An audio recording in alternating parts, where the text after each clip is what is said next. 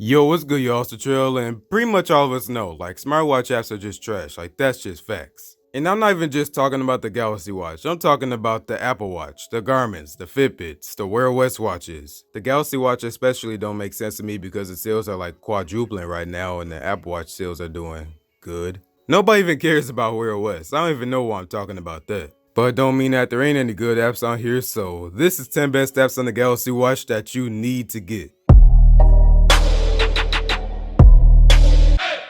Alright, so first off, I want to say real quick that if you're hoping to find one of these apps I'm talking about in this video, which you probably are if you're watching this at all, then you better have one of Samsung's circular watches, like the Galaxy Watch or the Gear S3 or the Gear S2, Gear Sport, one of those, it don't matter. Because if you got something like a Gear S or a Gear 2 or Gear 2 Neo, Galaxy Gear, Gear Fit 2, then you might as well not even watch this video. I mean, the app stores on those watches is so sad that it don't even make sense. I mean, even for the Gear S2, you're probably not even gonna find anything. Like, for example, Spotify. Spotify is on here, but it won't show up in the Galaxy store, and apparently that's on Spotify to fix it, and they didn't fix it yet. But you can just go ahead and click the link down below to download it. And most of these apps on here is gonna be free, but there's a couple apps on here that's gonna be paid apps. But I'm just saying you should buy it if you can, because, I mean, that wouldn't recommend it if you shouldn't. Alright, let's get to it. So first app is What's That Song? So What's That Song is basically the same thing as Shazam with a different name, obviously, different app icon, different look. It's a little bit slower, but it's not that big of a deal. But pretty much you just tap in the middle and it brings up the screen like it's trying to hypnotize you. I don't know why it does that. They need to get rid of that. But once it finds out what you're listening to, it just shows the usual, like the song name, artist name, album name. But one dope thing I like about that is it actually shows you some buttons on there like Spotify, Deezer, whatever you listen to.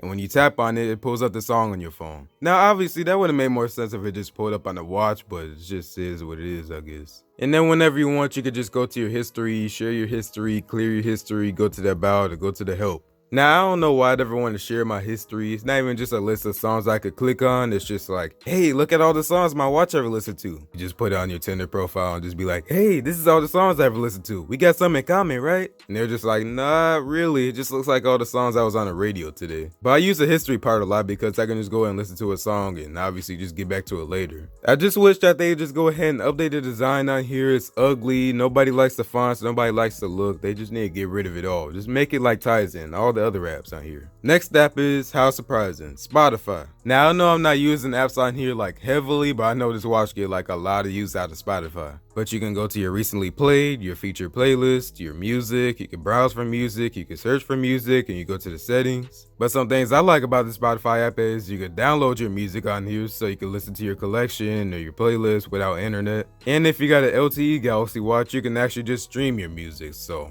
really feeling that. And then you could do other things like listen to your playlist like Jennings' stamp of approval, which you should be following on Spotify. Or you could browse through music and go to Rap Caviar if you want to. You could just search for your music so you don't gotta go on your phone and put it in your gallery or whatever you need to do. And I know this gotta be cool for people that listen to ASMR because all you gotta do is just connect your Galaxy Buds, your Gear Icon X, or whatever other Bluetooth headphones you have. And then you can just throw this on your wrist and go to sleep and just go out like that. I would use this for ASMR because I used to give ASMR a lot of shit, but now I actually listen to ASMR sometimes. And I'd use the Galaxy Watch for that. Next up is Pedometer, which is a Samsung app, and you know what that means. It's going to be optimized for your watch. It's going to go good with the whole Tizen UI. And it uses a GPS on your phone, and if it's not connected to your phone, it just uses the GPS on your watch. And you just go ahead and click on start and it tracks your speed. So this is for if you're riding a bike or riding a hoverboard, or that sketchy little Uber driver that's going a little bit too fast for you, or whatever else I guess you want to use it for. And when you're done, it actually shows you a summary of everything, like your top speed, your average speed, your distance, your total time. And then when you're done, you can just go ahead and get out of there and you can actually go over to the other screen on the home screen and you can see all your journeys. Next up is if you got a cable provider like DirecTV or AT&T Uverse, but I got DirecTV, so I'm gonna talk about that. But the DirecTV app's pretty cool. I use it a good amount. So obviously you're not gonna be streaming your TV shows on your Galaxy Watch just to show how cool you are to your friends, even though you're not. That would be stupid. But since we don't got an IR blaster like we did on the Gear 2 and Gear 2 Neo, which I still wish was on here, we got this app. And if you got a Samsung Smart TV, you can just go and use the Smart Things app and just use it that way. So you can go and play and pause your shows like usual, and you can actually see the progress around it, which is nice. You can rewind, you can go forward, and then on the next screen, you got other options like menu, list, info, guide, regular stuff. Go a little bit further and you can navigate around the whole thing. everything, and you can even record it or exit. And on the last page, you just got your channels. And then obviously you can just go and click on the 3 dots and just go ahead and switch to another receiver. But one of the coolest things I like about it is that you can actually search for your shows and movies. So let's say I want to look up Blackish. I can just look it up real quick, and let's say I want to record it without interrupting my show. I can do that.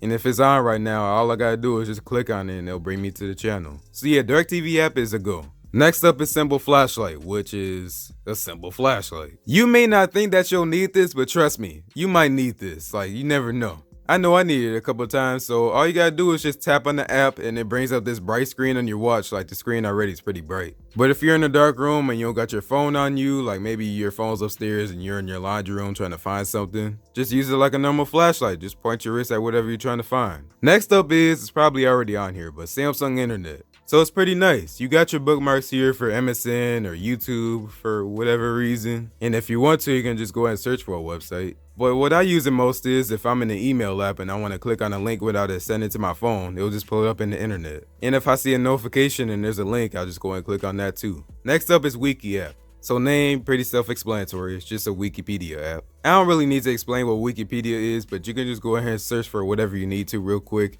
And it's pretty much that simple. You got your different categories, which is nice, and you can just go ahead and scroll through it and just see quick info. Next up is another app that's probably on there, Samsung Flow. So pretty much it's as simple as if you got a Samsung laptop or you got a Galaxy tab, they can just unlock it for you. So you just go through the quick little setup of setting up on your Galaxy book, a notebook, or Galaxy tab. And that's pretty much all you gotta do. Like, you never have to worry about the app again.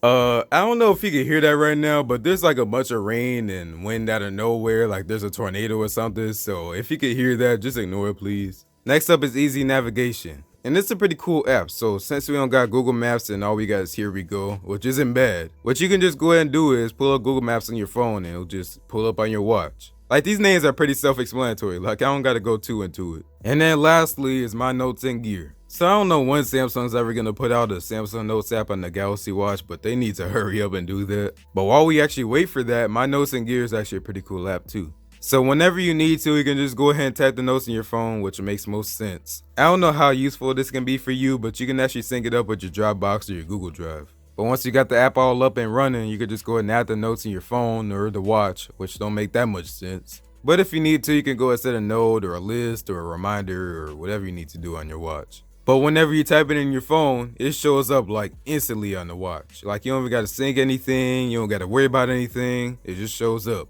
And it's the same thing vice versa. So once you add a note in your watch, it shows right up on the phone. But this app got like a lot of features on here. So for one, you could color coordinate your notes. You can set checklists if you need to for like a shopping list. You can set reminders and go and set the time and the date and the location. And like I said, there's just a lot of things you can do with the app. And once you're done on the watch, you can actually just go ahead and pull up on your phone real quick. I think it was a paid app at one point, but I think they just made it free. So that's the 10 best apps I got for y'all. I do want to make some honorable mentions real quick though. Smart Things, that's a Samsung app obviously. Now I didn't mention this because it's already on the watch, so I didn't need to mention it. But I use this all the time too, especially to manage my robot vacuum. So if I wanted to manage my robot vacuum, I can go ahead and change the directions of it, like if I wanted to control it like manually. And then I could play it, I could pause it, and I could put it back on its dock. And for my smart TV, I can go and change the channels or change the volume. I wish they had more on here though. And the other one is triggers. So I actually have a smart outlet and I sync that up with IFTTT. And I followed the instructions on the video on the installation page for the app.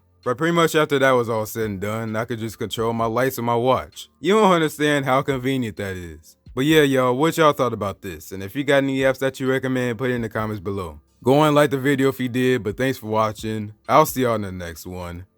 Peace out.